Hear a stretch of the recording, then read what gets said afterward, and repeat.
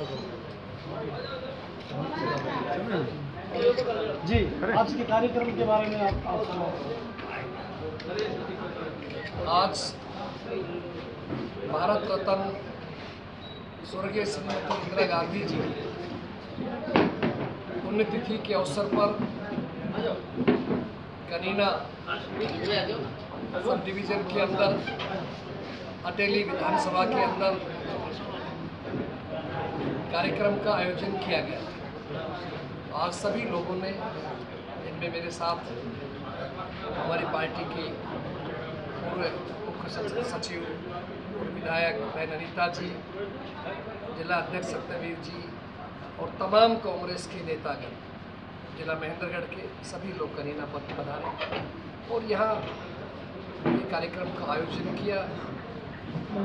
पुण्यतिथि बनाई गई, श्रद्धा सुमन अर्पित किए गए और उनको याद किया। एक महान नेता थी, आप जानते हैं, पूरा विश्व उनकी महानता को स्वीकार करता था। कई मौक़ों पे उन्होंने साबित किया कि भारत की ताकत क्या है, दबाव की राजनीति नहीं की। आज भी अमेरिका देश है, किस तरह से बार बार घोषणा करते हैं उनके राष्ट्रपति महोदय के, हमने युद्ध रुकवाया। और एक इंदिरा जी के समय की बात आप देखिए कि अमेरिका जाने के बाद राष्ट्रपति से बिना मिले वापिस आ गई थी। आयरन लेडी जिनको कहते थे, खुद विपक्ष के बड़े नेता अटल बिहारी वाजपेयी जिनको कहा था ये इंदिरा नहीं दुर्गा है, लोकसभा के अंदर बोला था। किस तरह से पाकिस्तान के दो टुकड़े करके बांग्लादेश अलग बनाया था और 90,000 से अधिक सेनाओं को गिरफ्तार किया था। ये ऐसे मौके पे उन्होंने साबित किया कि इंदिरा गांधी जी की क्या व्यक्तित्व से, क्या उनकी पकड़ थी देश के ऊपर और विदेश नीति के ऊपर। हर दृष्टि से भारत को मजबूत बनाने में, चाहे वो हरित क्रांति थी, किसान की गरीबी हटाओ का नारा था, जो भी उस समय में कार्य अपने आप में रिकॉर्ड तोड़ हुआ, पार्टी को मजबूत बनाया, देश को मजबूत बनाया। और साथ साथ में आज हम इस देश के पूर्व गृह मंत्री भारत रत्न श्री वल्लभ भाई पटेल जी का, जिनको लौह पुरुष के रूप में याद करते हैं, उनकी 150वीं जयंती है, उनको भी याद किया गया। सभी लोगों ने उनको श्रद्धा सुमन अर्पित किए और उनके कार्यों को याद किया। किस तरह से उन्होंने छोटी छोटी रियासतें 500 से अधिक संख्या में भारत देश के अंदर शामिल करवाया और जो उनके समय के बड़े बड़े काम थे वो लोगों ने याद किए। तो ये मुख्य हमारा आज का कार्यक्रम कनीना में जो आयोजित था, जिला की तरफ से हमने एक जगह ही मनाया गया है। जिला कांग्रेस कमेटी का आयोजन था। मैं भी आज इंदौर में था तो मुझे भी फूल चढ़ाने, मैंने सोचा इससे अच्छा मौका कि अपने घर में चल करके सब लोगों के साथ में, अपने इलाके के साथ में महान व्यक्ति याद करेंगे। उनकी याद में मौन व्रत भी रखा गया और साथ में हमने संगठन के बारे में भी सभी लोगों का इस बात के लिए हाईकमान का धन्यवाद किया, इस इलाके की जनता की तरफ से, कि जो बहुत बड़ा विश्वास पार्टी हाईकमान ने, हमारे अध्यक्ष आदरणीय खड़गे जी ने, हमारे जन नेता विपक्ष के नेता श्री राहुल गांधी जी ने, जो साउथ हरियाणा के कंधों के ऊपर एक बड़ी जिम्मेदारी डाली है। लगभग 53 वर्षों के बाद ये जिम्मेदारी हमारे इलाके में आई है और मैं कहूँगा कि एक साधारण कार्यकर्ता के रूप में हमने काम किया, चाहे विधायक रहे, मंत्री रहे, लेकिन फिर भी हमने अपने आप को एक आम कार्यकर्ता ही समझा। तो ये जिम्मेदारी दी। इसका अर्थ स्पष्ट है कि कांग्रेस हाईकमान ये चाहता है कि इस इलाके के लोग मजबूती से 36वीं बिरादरी के भाई, चाहे हमारे दलित भाई हैं, पिछड़े भाई हैं और सामान्य वर्ग के भाई हैं, तमाम ये इलाका साथ दे ताकि इस इलाके की अंदर कांग्रेस और मजबूती से काम कर सके।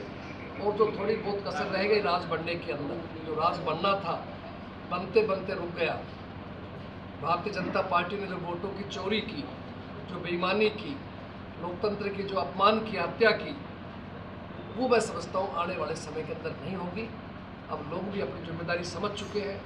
हमारा ये प्रयास है कि हम सबको साथ लेकर के इस इलाके को मजबूत बनाएं। कांग्रेस पार्टी की दोबारा से, जैसे पहले इस इलाके के अंदर कांग्रेस के प्रति लोगों के अंदर एक विश्वास था, उस विश्वास को पुनः और पैदा करें, मजबूती से पैदा करें, ताकि इस इलाके की जिला महेंद्रगढ़ की 4 सीटें और अगर हो सकता है परिसीमन में 5वीं बन जाए तो तो सारी की सारी सीटें और एक लोकसभा की सीट हम कांग्रेस पार्टी की झोली के अंदर डालें। और जो इस इलाके की रिश्तेदारियाँ है, संबंध है, चाहे रेवाड़ी जिला है, गुड़गांवा है, और मैं मानता हूँ लगभग 25 सीटें ऐसी हैं जो अगर हम सब मिलकर के मेहनत करें तो हम कांग्रेस पार्टी के पक्ष में डाल सकते हैं। चाहे वो जिला दादरी है, जिला भिवानी है, हांसी, हिसार है, दूर दराज तक, अम्बाला तक भी इस इलाके का असर है। वो फ़ायदा भी पार्टी को मिलना चाहिए। तो हमने संगठन को मजबूत बनाने के लिए कार्य शुरू कर दिया है। जिला अध्यक्ष हमारे बन चुके हैं, प्रदेश अध्यक्ष आपके सामने बैठे हैं, CLP लीडर बन चुके हैं और कांग्रेस पार्टी बहुत ही जिम्मेदारी के साथ चल रही है। अब हम जिला लेवल पर, ब्लॉक लेवल पर, बूथ लेवल तक ले जाकर अपनी पार्टी के संगठन को मजबूत करेंगे, प्रदेश की कार्यकारिणी बनाएंगे। अनुशासन समिति आपके सामने बन चुकी है, आ चुकी है। उस बात का ध्यान रखेंगे कि पार्टी में पूरा अनुशासन रहे ताकि मजबूती से कार्यकर्ताओं को मान सम्मान मिल सके, इज्जत मिल सके। यही मुख्य रूप से मैं आज आपको कहना चाहता हूँ। अब सबको 1 साल हो गए, फिर 11 साल हो गए, इस पर आप क्या कहना चाहेंगे? देखिए 11 साल का मैं कहता हूँ भारतीय जनता पार्टी की विफलता है कि जो हरियाणा कांग्रेस राज में 1 नंबर पर हुआ करता था, आज अगर 1 नंबर पर है तो सबसे ज़्यादा बेरोजगारी के अंदर है तो हरियाणा 1 नंबर पर है।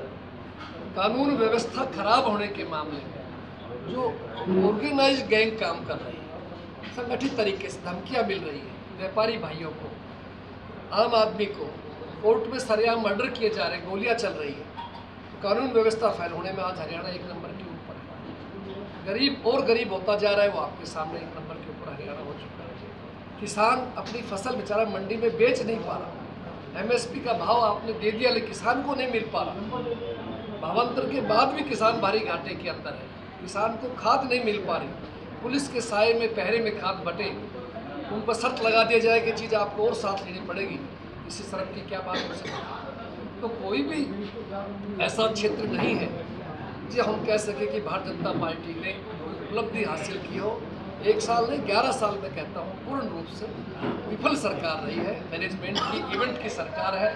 केवल झूठी वाही लूटने की बात है, भ्रष्टाचार बढ़ा है, हर व्यक्ति परेशान है, परिवर्तन चाहता है। अब की बार भी परिवर्तन हो चुका था मान लीजिए, लेकिन कुछ गड़बड़ियों से लोगों ने रोक लिया। लेकिन अब लोग जागरूक हो चुके हैं।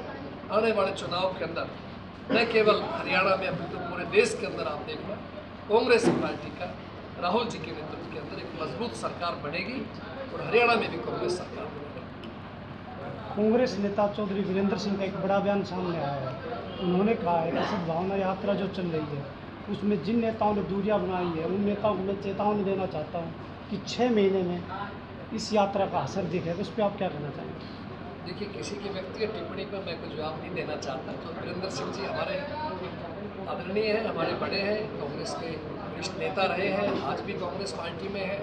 और उनके बेटे भाई विजेंद्र जी यात्रा निकाल रहे हैं, कांग्रेस का झंडा लेके निकाल रहे हैं, कांग्रेस को मजबूत करने के लिए निकाल रहे हैं। इसलिए ये यात्रा जो है कांग्रेस के ही मजबूती के लिए चल रही है। इसलिए हमारे पार्टी प्रभारी जी ने बहुत स्पष्ट चंडीगढ़ में कह दिया था कि यात्रा कांग्रेस की यात्रा है, आधिकारिक यात्रा नहीं, ऑफिशियल यात्रा नहीं कह सकते। बाकी कांग्रेस की यात्रा है। कांग्रेस को मजबूत करने के लिए अब सब लोग अपने तरीके से कर रहे हैं। कब बहन जी यहाँ कहें मैं पद यात्रा करूँगी अपने क्षेत्र में, मैं करूँगा जी अपने क्षेत्र में, कौन मना कर? अच्छी बात है, खुशी की बात है, करना चाहिए। अभी हमारी शक्ति है, पूरे हरियाणा में भी कर सकते हैं, कहाँ झंडा लेके जाएँ, कौन मना करेगा? पार्टी की है, हम उनका सम्मान करते हैं और उम्मीद करते हैं सभी साथी एक होकर के अच्छे तरीके से चलेंगे और जो भी कार्यक्रम को करे पार्टी को मजबूत करने के लिए, कांग्रेस मजबूत करने के लिए हम सबका स्वागत करेंगे। बीजेपी सरकार कल 1 नवंबर से 2 योजनाएं लॉन्च कर रही है, एक तो लाडो लक्ष्मी योजना, एक पेपरलेस रजिस्ट्री। उस पर क्या कहना चाहेंगे? तो लाडो लक्ष्मी बताया आपने? लाडो जी, देखिए, भारतीय जनता पार्टी ने चुनाव से पहले वादा किया कि हम प्रत्येक महिला को 2100 महीना देंगे। यही था, कैसा होगा?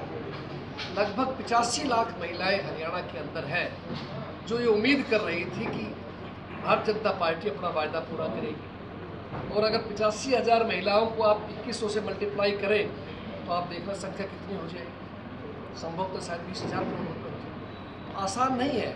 फिर आपने कहा कि हम तो शायद 1 लाख तक सीमित करेंगे, अब शायद कह रहे 1,80,000 तक करेंगे। जिस सरकार का खुद का ही आइडिया गणित नहीं है क्या आप किसी योजना को क्या फ़ायदा देंगे? हम तो कहते देना चाहिए, अच्छी बात है, आपने वादा किया है, महिलाओं ने आकर आप पे विश्वास करके वोट डाला है, तो उनको पूरी करनी चाहिए सरकार को। हम कहते करें, अच्छी जो वादा किए पूरा करके दिखाएं, उसी की बात है, मिलना चाहिए, गरीब लोगों को मिले।